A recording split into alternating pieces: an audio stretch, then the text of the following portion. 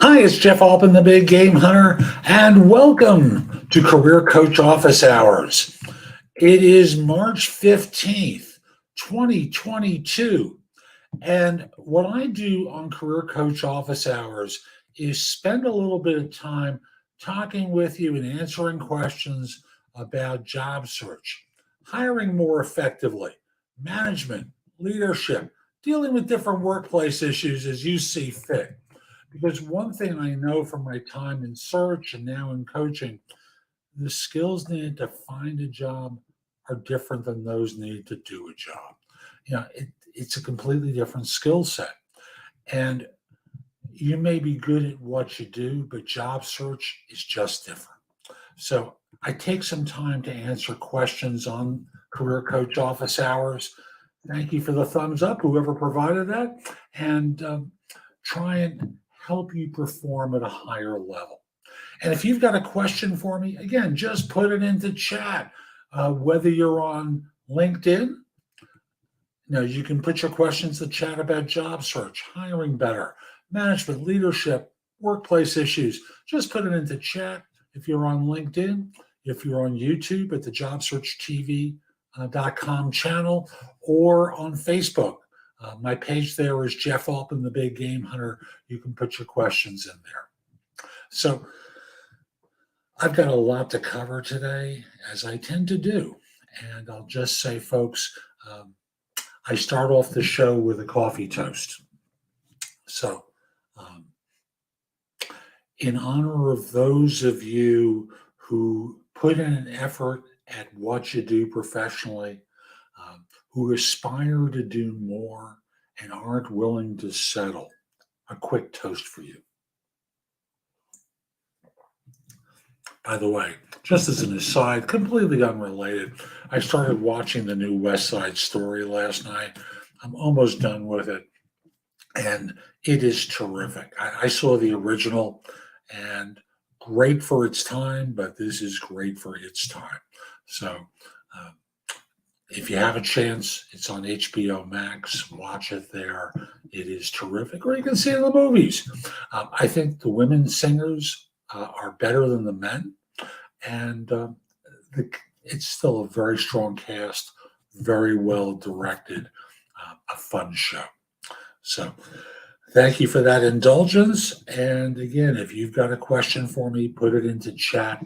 Be very happy to answer it today. Now, let me go to the first question, which is, there it is. Why am I being asked to complete paperwork before an interview? Well, let's assume that they have your resume. They could do it at any time, but from their standpoint, they find it's more convenient to have it done there because, number one, they have government reporting. And they want to track everyone that they've interviewed because the U.S. federal government often wants to make sure that firms are not discriminating based upon a number of categories protected under federal law. So the result winds up being they need to track this kind of stuff in order to be compliant with the federal government. The second thing is after they hire you, let me just take these out. Sorry. After they hire you, your resume is not a legal document. Your application is. And if they do a background check and find something incongruent, well, the fact of the matter is it's grounds for termination. If there's something inaccurate in your resume, it isn't grounds for termination. So it's their protection that you have filled out everything accurately. And thus, when they do the check and they find that it's true, great, they're happy people. But if they find something untrue of a serious nature, and I'll let them define what that is, I'm not going to do it. It is grounds that you be fired. So that's why they have you do it. Next question. Is absentee leadership an effective style? Well, it can be. It might not be. It depends on the leader and the organization. So understand that different people conduct themselves in different ways. There's different opportunities for being successful.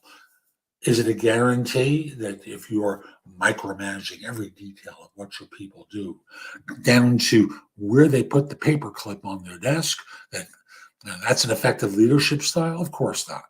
In much the same way as an absentee leader who has good subordinates and aren't really needed on a day-to-day basis can do very well, and there's no guarantee that they will. So, can they be effective? Yes. Is it guaranteed? No. Most managers, since they are accountable for the performance of their team, and if their subordinates don't perform, it's them who has their butt on the line, not the staff necessarily. Uh, Most managers prefer to be involved. So, would I encourage firms to do it? You know your people better than I. I'm not going to be judgmental about it. I have applied for 650 jobs on LinkedIn, but did not get a response on a single application. Why? So, this is when I break down a job search and I talk to people about why they're not getting interviews. I'll say, if you're not getting interviews, it's for one of a few reasons. Number one, you don't have the skills. Number two is your resume doesn't make a case that you have the skills and experience. Number three, you've applied aspirationally, which is what this person's obviously done with 650 resumes. Let's get real. They'd like to do this job, but they don't have anything in their background that makes a case for their being qualified. And of course, there's the notion that you're really not qualified at all. And you're flipping resumes like burgers in a fast food restaurant to firms, and they're not there to just because you want to interview you. They're not obliged to do that. So your resume sucks. Your resume and LinkedIn profile are not congruent. You're aspiring to do this work, but you're not really qualified. Your resume doesn't make a case for why you're qualified. So lots of different reasons. Those are the four basics. 650 resumes. Come on, folks. Whether you're a man or a woman, come on, man. Come on, woman. You're not qualified for 650 positions. It's that simple. So let's not kid ourselves. You're spamming resumes and then you're wondering why you're not getting results. Why do so many corporations prefer to employ large numbers of, I love this question when I saw it. Why do so many corporations prefer to employ large numbers of underpaid employees where most are apathetic, incompetent, instead of hiring a smaller number of employees who are passionate, competent, and pay them more? Well, there's a lot of assumptions in that. So, assumption number one, that they know what they're doing.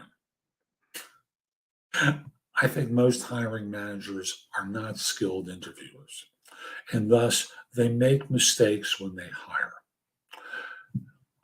As I've always said, when job hunters go on interviews, they put on a great face and are on good behavior. And they want a job because they need to pay their bills, and they're trying to leave their last job to get something better. And employers are on good behavior too. After all, they never tell them what's wrong in the job. They always talk about a great opportunity with a terrific team of people. Have I mentioned we're like family around here? No.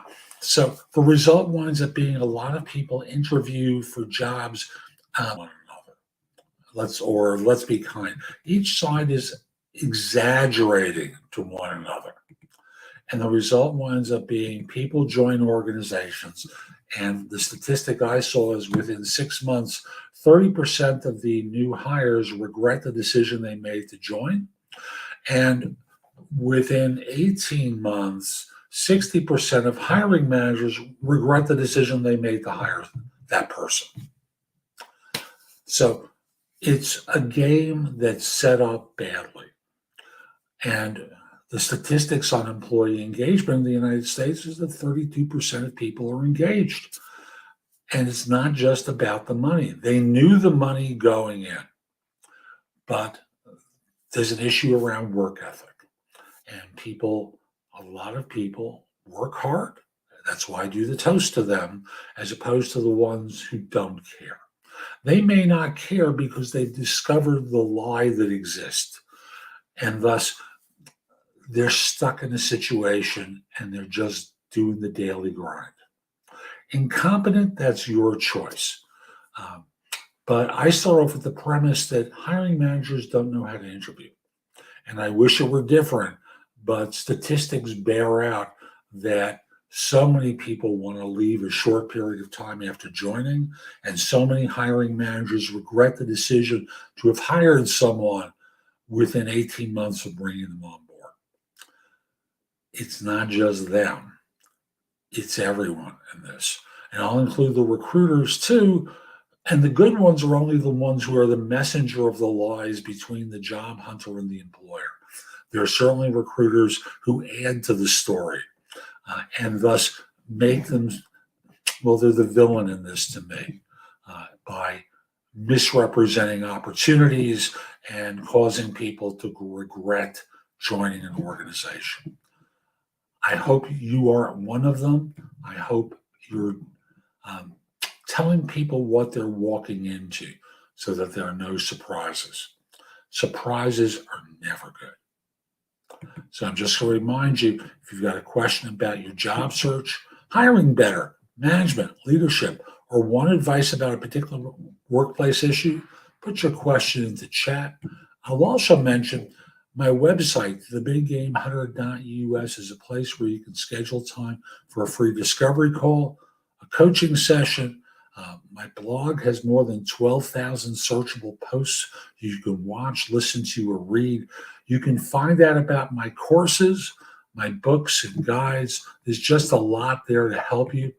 Also, my YouTube channel at jobsearchtv.com is terrific.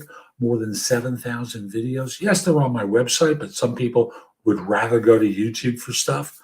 And my podcast, No BS Job Search Advice Radio, is #1 in Apple Podcasts for job search with more than 2,300 episodes over more than 11 years. So subscribe there, or on Spotify, where it's a video podcast. It's also available on Apple Music.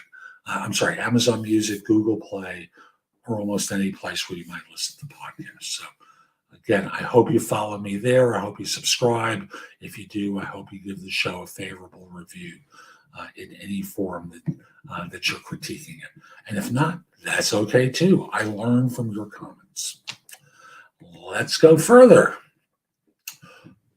What's the difference between a project manager and a product manager?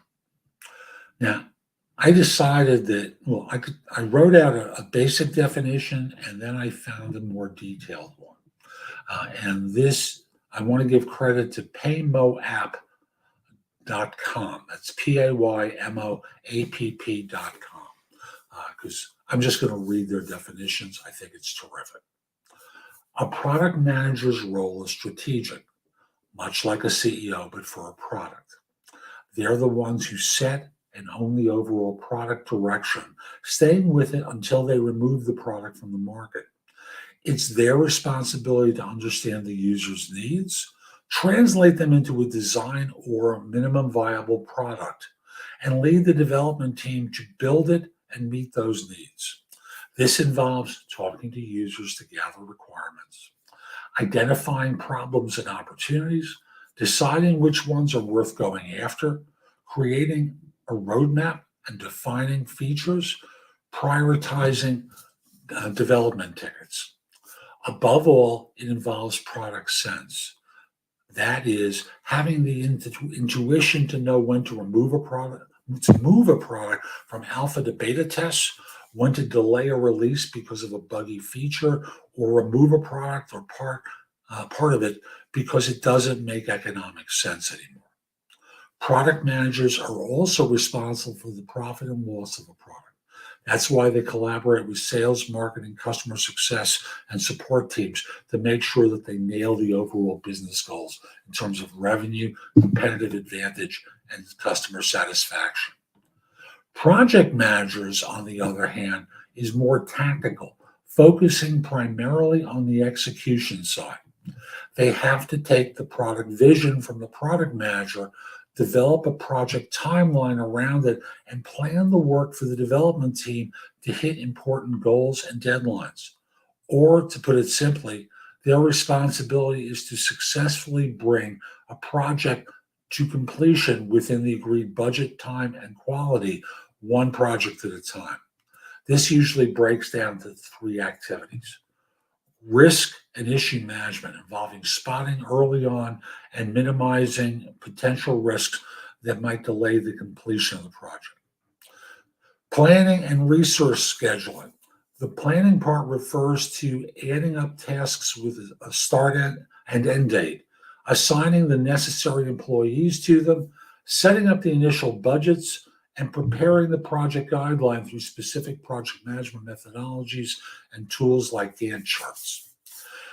The resource scheduling part, on the other hand, has to do with daily management of task lists, materials, infrastructure, reports, and people to provide the project team with everything needed. Third thing is scope management. Perhaps the toughest activity of them all, it requires balancing the time, budget, quality trio to favorably modify the project scope and bring it in line with the initial set outcome. For example, if you shorten the project timeline, then more resources are required, which in turn increases the budget. Or you need to modify the scope to meet the quality agreed upon. Project managers might also gather up user requirements, but have little to say in defining and prioritizing them, as well as aid the product manager in writing the user stories. This reassures them that instructions are as clear as possible for the team so they can easily stick with them. I know it's a lot of information and it's accurate. I hope this is helpful to you. I have more questions coming up. Let me just do one thing here. And that is put that banner as a run on the bottom there. So I don't have to constantly announce that you can put your questions into chat. I had an interview today and misunderstood one question and gave the wrong answer. Should I send a follow-up email to the interviewer that I misheard the term on the question? The answer is yes, you have nothing to lose. And it's best to do it before you get the email of rejection or the call with rejection than after. And it doesn't mean that you're going to move any further. They may have rejected you. But before you get the email, before you get the call from the corporate or third-party recruiter, it's cool if you send them a message that says, I heard you say one thing and I was wrong with what I heard. I later found out that what you had said was this. I answered a different question than what you asked for. I understand that. Let me just outline my answer now so that in this way you know that I know the answer. And then from there, it's up to them to decide whether to trust that that was an epiphany on your part or whether you read up on it after you left the interview and you're trying to weasel your way back in. No answer. Try it. After doing a HireVue interview, I was sent an email that said, there is no further action on your part for this interview. Was I rejected? Yes, you were rejected. Once they say no further action, they've said no to you. So good luck. It doesn't mean that they don't reach out to you in the future because you are a part of their database. So it's certainly possible they may contact you. It may not be about this role. It probably won't be about this role, but it's possible that they might. So give it a shot. You got nothing to lose, okay? Let's go to the next one.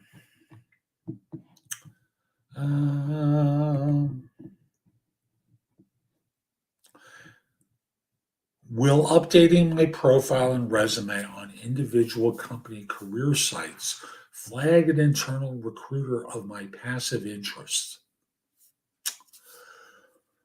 So I'm a little confused by your question. I'm going to pick one of the options that I'm going to discuss here to answer. Is it on your company's career site that you might apply? Is it on another company's career site that you might apply? If it's on your company's career site, they have no way of knowing that you've applied.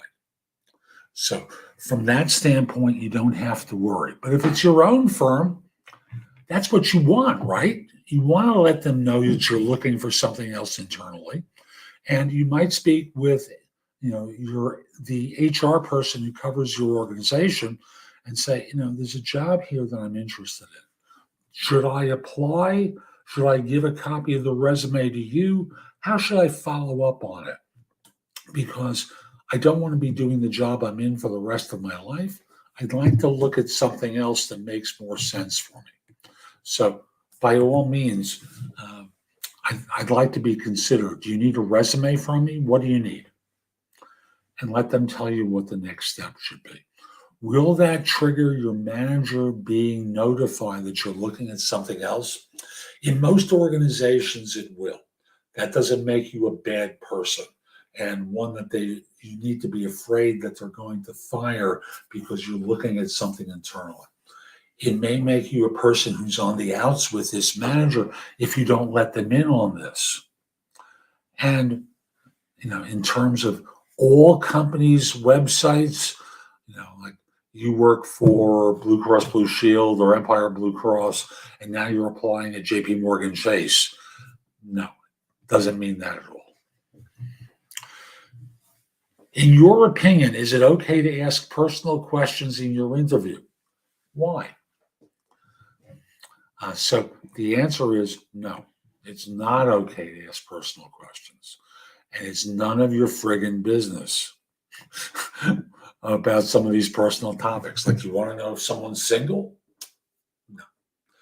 Do you want to know where they live? No. Is it something gentle like, I saw your picture on LinkedIn and it looks like you lost a lot of weight. How many kids do you have? Are you straight or not? Like, what's the point of this? Join an organization. Don't just ask nonsensical personal questions. They're personal, and that means it's none of your friggin' business. Got it? Don't ask. Another question. How far back does HireRight go for background checks? HireRight customers can specify how far back they want to go.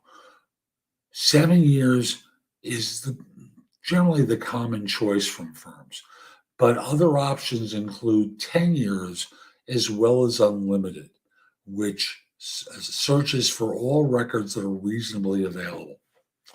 And thus, I'll say to you folks, whoever sent this question to me, why didn't you do a Google search? That's what I did. And that's the answer I got. So there's a lot that you can find out from Google. Use it. It's a great resource. Let's continue on. Let me just check one thing. Yeah. I believe I have 2 more questions if no one asks anything.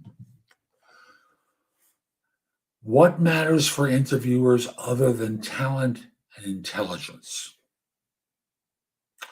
So talent, I'm going to translate into competence, that they're competent to do the job. Firms in the U.S. generally like people who are self-confident. It inspires confidence that you're the solution to a need that they have. Character. Chemistry with the people on the team. Maybe a little bit of charisma, but ultimately they want to feel like they can trust you. That's really what it comes down to. They want to trust you. And if you're not trustworthy by their definition, no shot. So recognize that these are all important factors to them, and they want to see that you can deliver. In doing so, they want they want to know that you're inspiring their confidence that you're the solution to a need. Last of all for today, unless I see a question in chat when I come back, have you ever seen a job posting with such unusual and unnecessary experience required that you think it was written so only a certain favored candidate would qualify? Yes, but I also have to say for a lot of you, what you think is unnecessary isn't to them. It is truly necessary. They need someone who can, and they'll list 30 some odd criteria under there. Thus, for some people, those unreasonable job requests are perfect. Those job descriptions are perfectly legitimate to that particular employer. You need to put yourself in the position where they get to understand what you're capable of, and don't sweat about this big long job description. Look for the 4 or 5 primaries for the 30 some odd items in the list and focus on those. And you'll be able to tell whether they're primary based upon how they describe the role, responsibilities, and accomplishments you need to have previously had in order to be qualified. I'll also say that some firms used to do that when they were hiring H-1B candidates or candidates for positions who possessed an H-1B visa. They did that because they knew that no U.S. citizen might have that experience, and thus it became an easy way for them to cut the line, move forward, and hire people who were not yet U.S. citizens. So unless there's a question in chat, and I'm not seeing one, I'm Jeff Altman, the Big Game Hunter. Hope you enjoyed today's show. I'll be back Friday with more. In the meantime, visit my website, thebiggamehunter.us. You can go to the site. There's a ton of the blog to help you. Plus, you can schedule time for free discovery call, schedule time for coaching, find out about my courses, my books, my guides to job search. There's a lot there to help you. In addition, if this isn't the right time for you to do that, just put the address in your phone. Again, that's thebiggamehunter.us. My name, Jeff Altman. And maybe in the notes field, put the phrase job search blog. This way you can come back to me on a later occasion. And I'm going to remind you, Career Coach office hours will be again open Friday at 1 p.m. Eastern. You can put your questions into chat or email them to me in advance at thebiggamehunter@gmail.com. In the subject line, please put the phrase office hours. This way I know what it's about. Lastly, connect with me on LinkedIn at linkedin.com/in/the Big Game Hunter. Have a terrific day, and most importantly, be great. Take care.